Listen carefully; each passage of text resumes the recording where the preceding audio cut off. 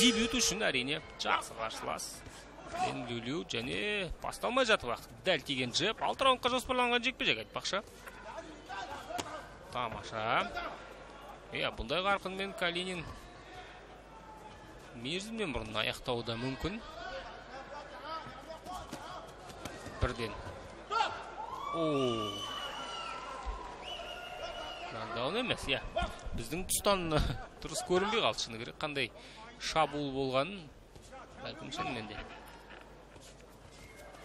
Нокдаун емес те шығар бұл жерде, бірақ бастамасы жаман емес. Калинин өте сенімді көрінеді.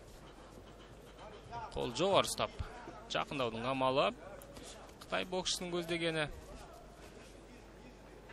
Калинин әзірше тәптәуір қашықтықты сақтап жүр. Тамаша. Әлде қайда жылдам оған қоса. Людің да алғашқы бір нәтижелі шабуылын көрдік. Міне керек десеңіз екінші соққы. Өтті бұл жерде бүйірден қазір.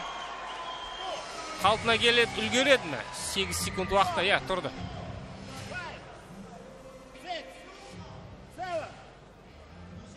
Кеудеден тию де мүмкін, бұл жерде сәл тыныстарылып кетеді ондай кезде. Калинин қазір сол жерден тағы соққы салуға тырысады. Тамаша. Өте жинақы. Ал кәсіпқой бокста кем дегенде тәжірибелі. Мингвей Лю бүйтіп атылғаны қызық көрінеді. Шыны керек.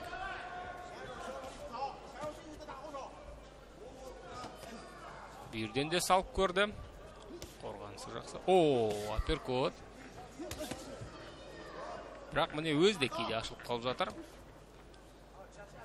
Калинин тағы да бүйірден. Бұндай соққылармен мерзімнен бұрын жеңіске жетпесе де бүйірден жасалынған соққылар тез шаршатып жібереді. Алда уақыт бар, әлі 6 раунд, сондықтан алғашқы 2 раундты қазір бүйірден соққыларға арнаса шынымен де Мингвей Людің жағдайы кейін қиындай түседі. Енді тіпті аяқты қоса бастады Калинин. Аяқтың ұшында жеңіл қимылдап та көрді. Рингтің ішінде бір эксперименттер жасап жүрген сияқты болып көрінеді шыны керек. Калинин бұлай жұдырықтасып көрді, ортада тұрып жақын қашықтықта көрді. Тағы дәл тиген соққы,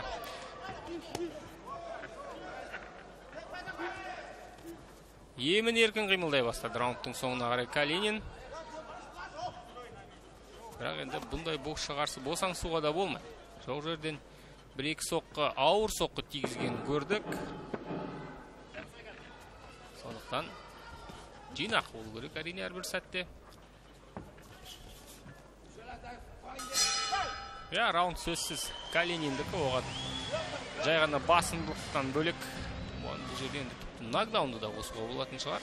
Демек, стандартта 10-да 9 емес, 10-да 8 деген есеп тіркелуі мүмкін төрешілердің карточкалары.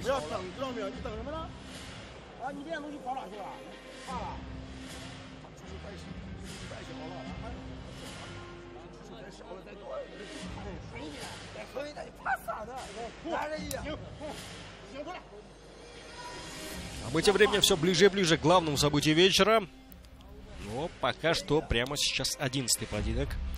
Илья Калинин и Мингвей Лю. 20 лет. Калинину, уроженец города Тарас. Отличный первый раунд. Прекрасный, я бы даже так сказал. Мингвей Лю 8 боев профи провел. 4 победы и 3 поражения. 1 ничья. В активе Мингвей Лю прямо сейчас идет на серии из 2 поражений. 1 no contest. Зарегистрирован в рекорде Мингвея. Было, кстати, в начале мая этого года. Слишком много ударов выбрасывает Мингвей Лю, пытаясь как-то таким образом хоть какой-то из комбинаций достать своего оппонента.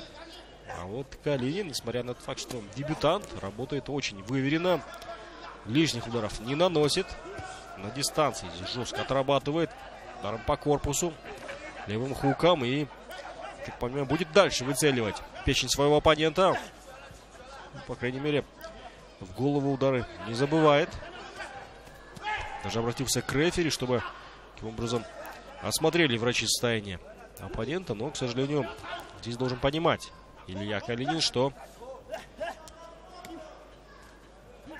это не любительский бокс, это профи-бокс, поэтому на такие вещи здесь вот рефери может не обращать внимания. Только лишь нокаут, либо же тотальное избиение. Или сами секунданты могут остановить поединок. О, здесь нет, это не нокдаун, это капа вылетела у Мингвей Лю. Ну и сразу же здесь вот попутно возвращая капу и просит рефери вытереть лицо от крови Мингвея.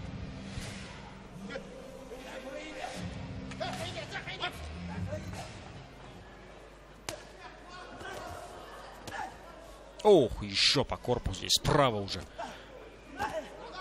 Вот пытаясь сократить дистанцию, Мингвей вот раз за разом навстречу пропускает. И еще один нокдаун по печени. Будет ли он последним в этом поединке? Все на это похоже. Насчет 7, да. Встает на ноги.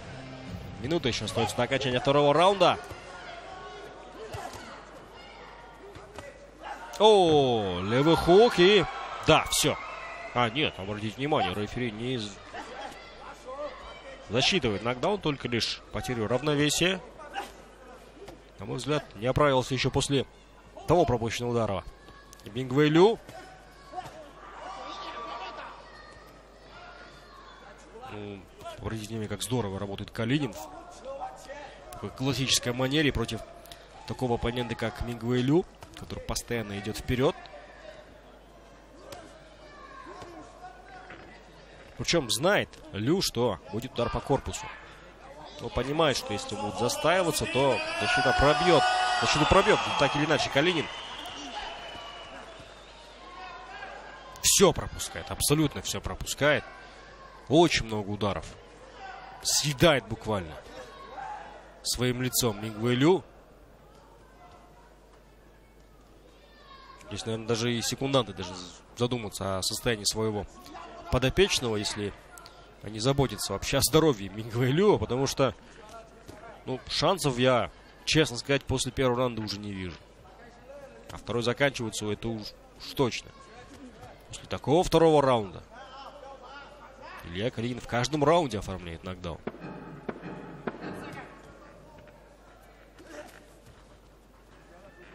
Считывает своего оппонента казахстанский файтер. И раунд завершен.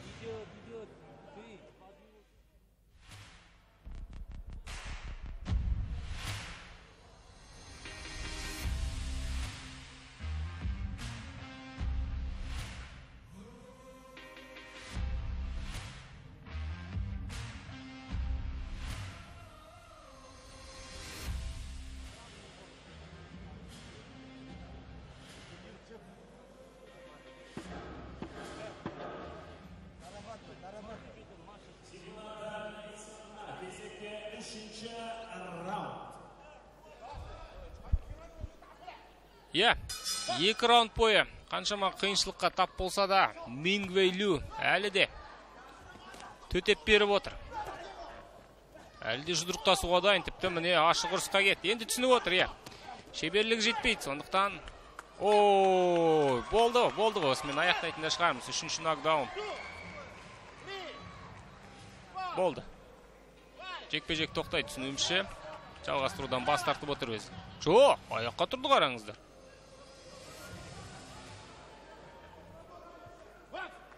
Болмайды екен, а?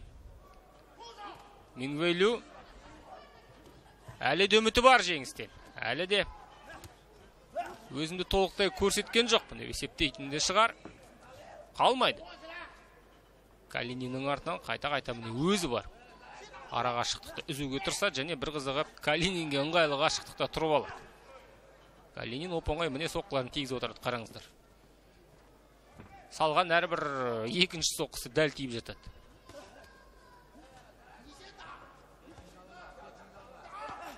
Тамаша, тағы да оң қол.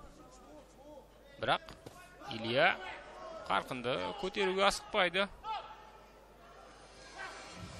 Көз жабыла бастады ма? Жоқ, бұл жерде тоқтату керек те шығар. Бапкерлерді, өзі бастар. Болды, осымен жеткілікті дейді. Илья Калинин осылайша кәсіпқой бокстағы сәтті дебютін жасап үлгерді. 19 жасар боксшы бүгіннен бастап 1-0 деген көрсеткіштің иегері. Ал Мингвей Лю бұған дейін қана бір рет 2024 жылдың басында техникалық нокаутпен ұтылған. Ол жерде жарақатының кесірінен ұтылған. Ал бұл жолы міне таза техникалық нокаут. Жалғастыруға еш мұршасы қалмады. Қытай Халық Республикасының боксшысы осылайша бүгіннен бастап 4-4 деген көрсеткіштің иегері. Әуесқой бокста жинаған тәжірибе міне қандай нәтиже беретінін көріп отырмыз. Дәл қазір жеңімпаздың есімі ресми түрде аталады. Одан кейін біз сіздермен құрмет көрмен тағы бір тамаша дебюттің куәгері боламыз. Қошемет көрсетейік. Спортшыларымызды марапаттауға ортаға серіктесіміз МИД компаниясының генералды басшысы Абдулайым Диас Раушанович мырзаны және Нұсқабаев Мирас мырзаны ортаға шақырамыз.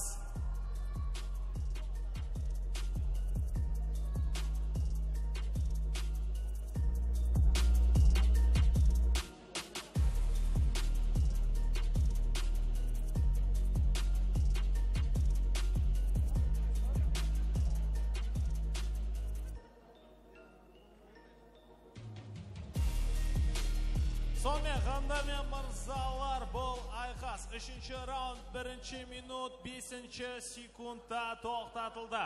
Техникалық нокаутпен жеңіске жеткен рингтің қызыл бұрышы Илья лақабады